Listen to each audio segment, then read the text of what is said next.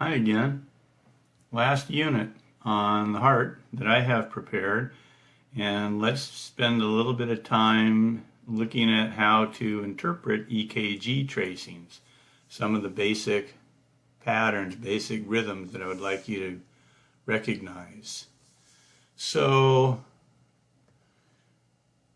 you should be thinking in terms of, when you do this, of having some sort of protocol, which is just a regular sequence of steps, a certain procedure that you follow every time you look at an EKG. There's certain standard things that you want to check that you don't want to miss.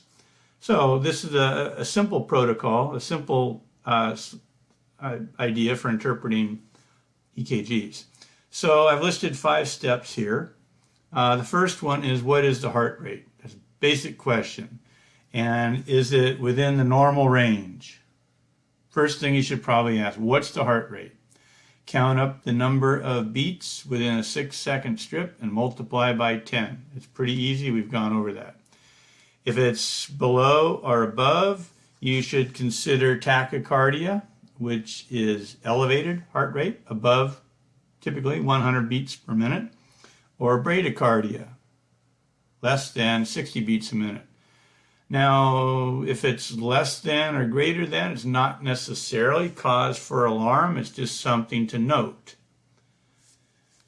It may be a problem. It may not be. Lots of people have heart rates that are less than 60, particularly if the person does regular aerobic exercise. Second thing, after you determine what the heart rate is the heart rate regular? Is the rhythm regular? So in other words, do you see QRSs, and are they evenly spaced? Now, is the heart beating regularly, or is it erratic? And then, are all waves present? Do you see a P, QRS, and a T, and are they recognizable?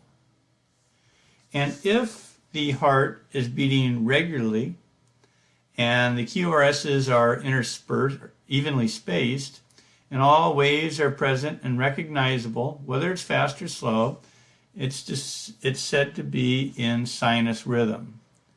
So sinus rhythm means that the sinoatrial node, the SA node, is causing the contraction and is running the show. Everything in the electrical conduction system is essentially normal. So after you've determined if it's a sinus rhythm and the heart rate, go on then to look at the PR interval. These are things that you can do in this class. They're fairly easy to check on the strips that I may give you. You need to remember the normal range for the PR interval, 0.16 to 0.2 seconds. And if it's longer than 0.2 seconds, you should consider first-degree heart block. Note it in the chart or in your records. And another thing to look at is, does a QRS follow every P wave? And we talked about that with second and third degree heart block. So if not, consider second or third degree. And as I mentioned before, I'm more interested in you recognizing second. Third degree can be difficult to recognize, particularly if you don't spend a lot of time doing that, or you don't have a lot of experience, which none of us do right now. So difficult to recognize.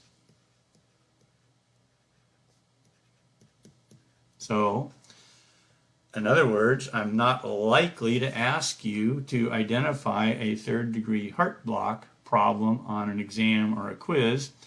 If I did, it would likely be extra credit.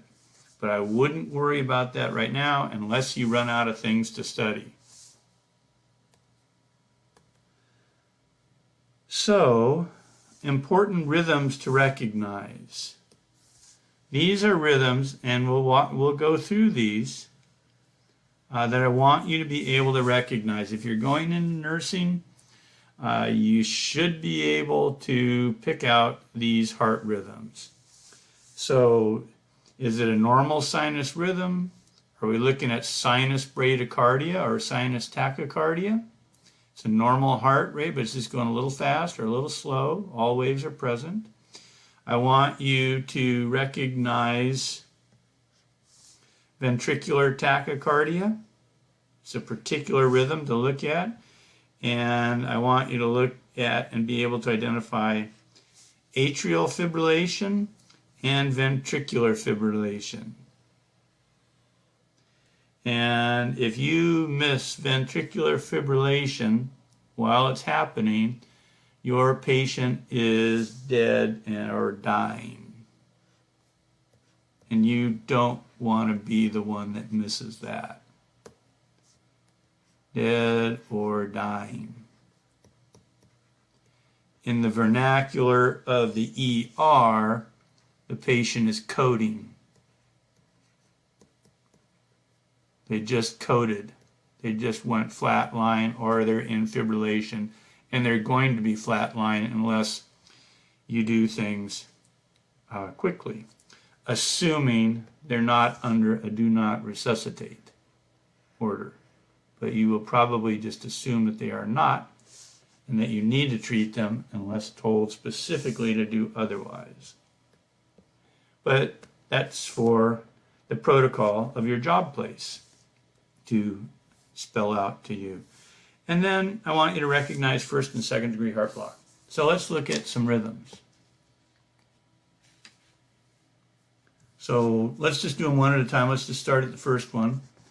And what do we see here? Well, I'm just looking at this, and it looks like the rhythms, the R waves, are pretty consistent. They're recognizable. Okay. Do I see a P wave? Yeah, it looks like there's a P in front of each QRS. And there's a T wave. So it looks like all waves are recognizable. Okay. And then what's the heart rate? And if you count out 6 seconds, let's see, does this 0, 1, 2, 3, 4, 5? We're going to have to back up here. And that would be 5. 1, 2, 3, 4, 5. We need 5 squares, right? Let's just do this. 1, 2, 3, 4. Well, it would be over here. So if that was 0, 1 second, 2 seconds, 3, 4, 5. There's 6 seconds. Count them up, and you should come up with a heart rate of 80 beats per minute. 1, 2, 3, 4, 5, 6, 7, 8 beats times 10. So heart rate is 80 beats per minute. And what else can you say? Well, I would call it a sinus rhythm.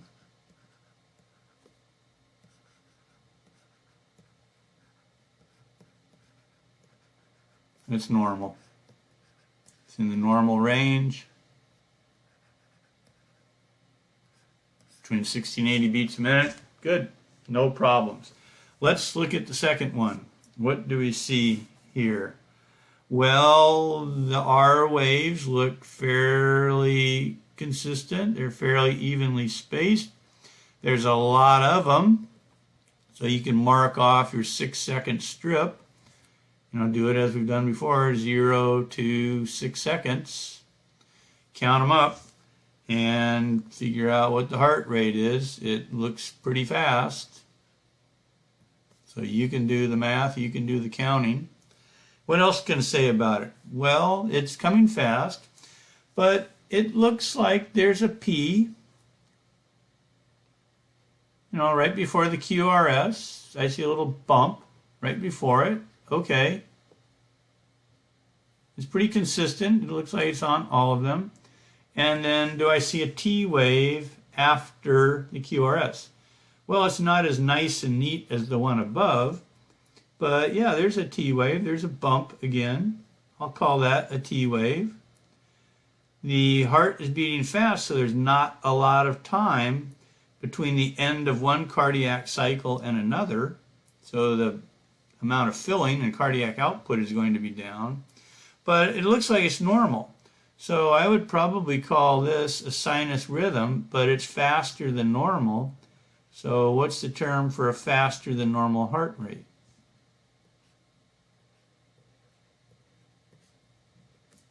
Sinus tachycardia. So you would call it sinus tachycardia and then give the heart rate. What do we see on the bottom panel?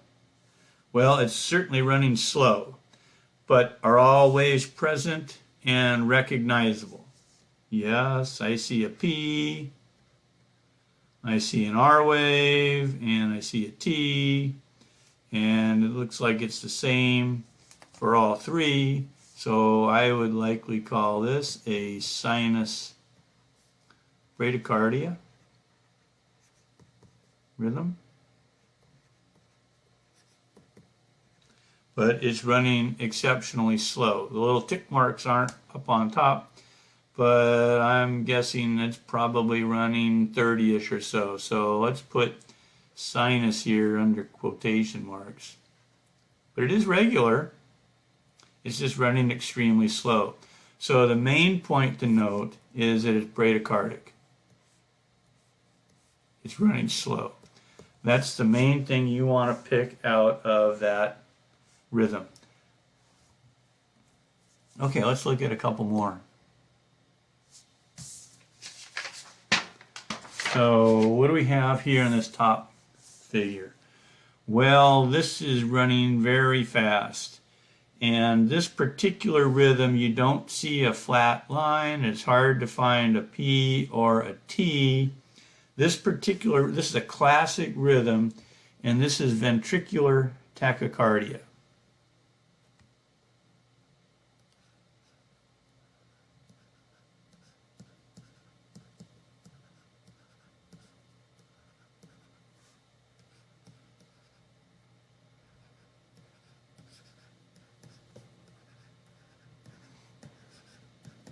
You could count up the rhythm or the rate of the beating.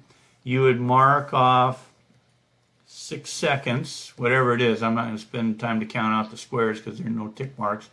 And then you would count up all of these beats of the heart, multiply it by 10, and it's going to be racing along very quickly. And with ventricular tachycardia, the rhythm is there's something going wrong in the ventricles and they're contracting on their own. The atria are sort of out of the picture and are swamped by what's going on in the ventricles as far as the electrical signal recorded at the surface of the skin. This is a serious condition. This is a serious rhythm, and it's abbreviated as just VTAC.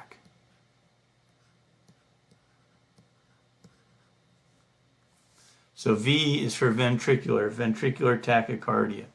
And what's noteworthy about this rhythm is that it is unsustainable. This patient is going downhill on you.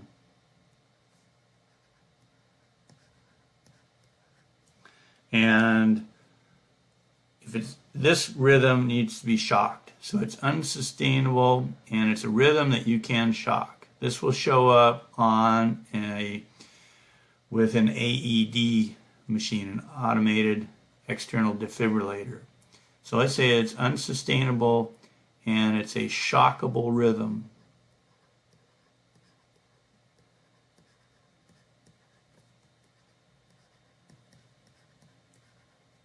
And the AED would analyze that rhythm, and all it would say is shock advised, and you would shock the patient.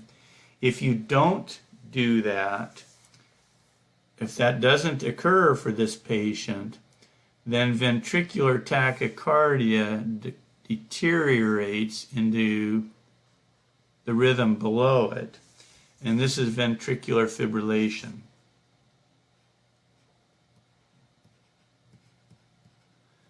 Notice that there is no recognizable pattern at all.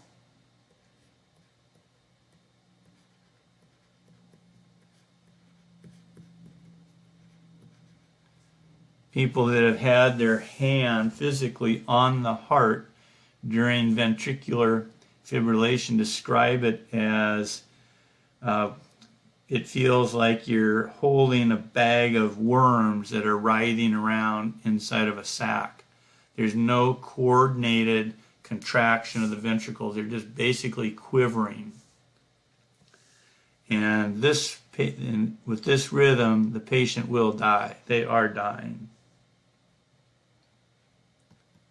So they will die if not shocked.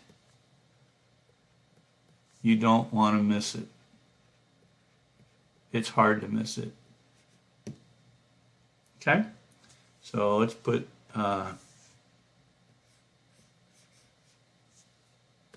some bling highlighter around this. Okay? Sometimes called VFib. VTAC and VFib. The third rhythm on this slide, what do we see here? Well, I see R waves, and I note that they're not particularly evenly spaced. There's a larger space here, it gets a little narrower, so that's a little bit erratic. But the main thing to note on the heart is all of this noise at the bottom. There's no real recognizable rhythm there. The P waves, the T waves, everything that would be normally down there is obscured. This is what the heart looks like when the atria are in fibrillation, and they're just quivering uncontrollably. So this is atrial fibrillation.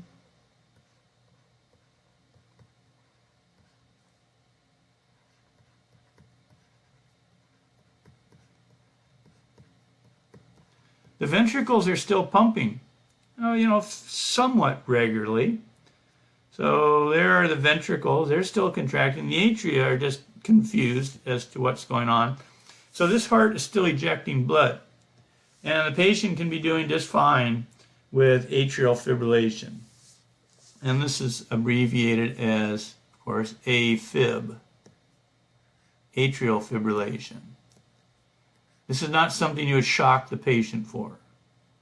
But the danger of atrial fibrillation that you need to recognize and be aware of is that the blood is not leaving the atria efficiently. They're not pumping. So there is an increased risk of forming blood clots. Increased risk of clots forming in the atria.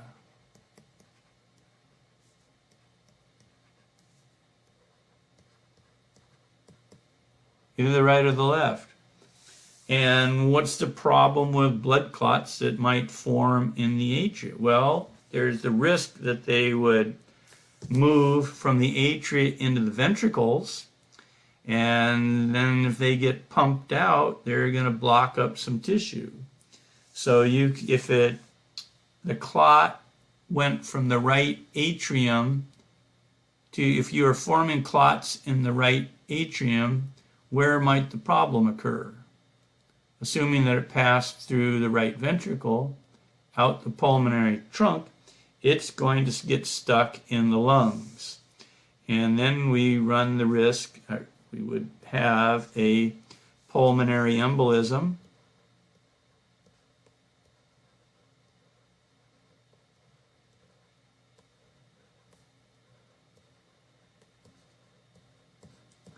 And in this context, that's often abbreviated clinically as a PE. In high school, that was physical education, but now it's pulmonary embolism. If the clot was, quote, thrown out of the left side, where might the problem arise? Where might it get stuck? Well, it could go from the left ventricle up into the carotids and then get stuck in the brain. And we could have a stroke in the brain from a blood clot. And then you might remember a treatment for a patient that has a stroke. If they're sent to the ER quickly enough and it's recognized as a stroke, they might be given TPA to help break that down. But that's the risk of AFib, is clot formation. Just a few more. Okay, what do we see here? This top view. Well, it looks pretty regular. QRSs are consistent. The P waves are recognizable.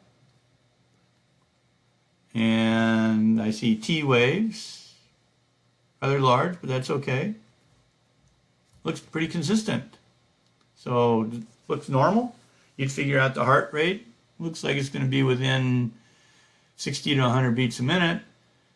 What else do you see? There's something else to note.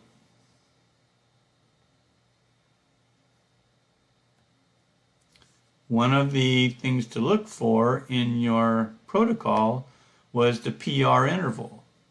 So what is the PR interval? Well, in this EKG tracing, the way that it's drawn is nice because the P waves start right on a large square. So that makes it easy. So you just follow that up and then you go to the top of the R. And what was our normal range for a PR interval? It was 0.16 to 0.2 seconds.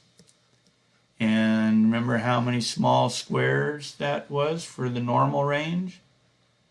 Between 4 and 5 small squares.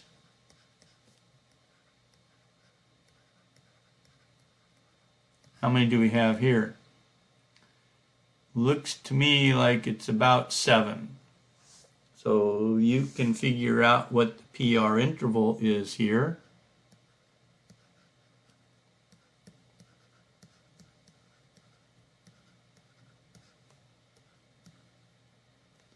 You're going to go 7 times, or you're going to go 7 squares times however much time per small square. So you figure that out. It's good practice. And it's going to be, it's 7 squares, so it's clearly a case of what? First degree heart block. Great.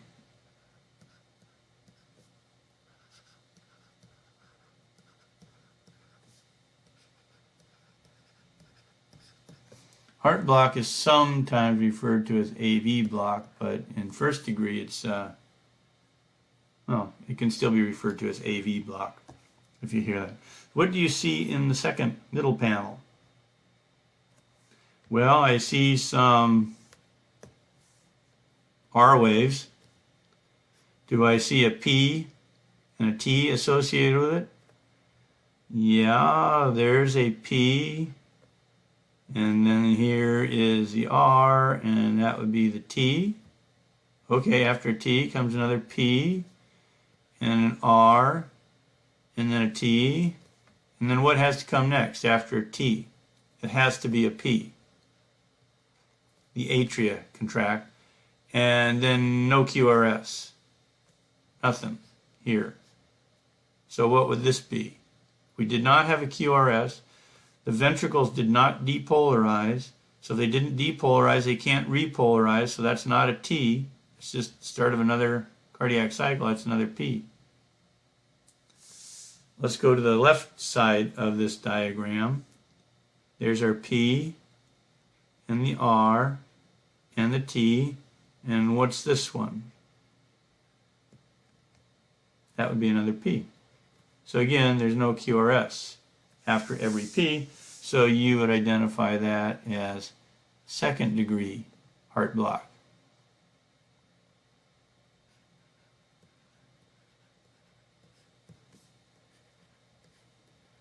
It's acceptable to either spell out degree or just use this degree symbol, either way. And then what do you see on the bottom panel? You should right away see VFib. ventricular fibrillation. And this poor patient is going to be on their way out if you don't catch it, if they don't get shocked. And their time may be up anyway, but you do what you can. But the point is that there's no recognizable rhythm. Okay, so you can print out those rhythms, maybe put them on flashcards, 3x5s, and get used to recognizing those rhythms. So if you have any questions, make sure you ask. Bye.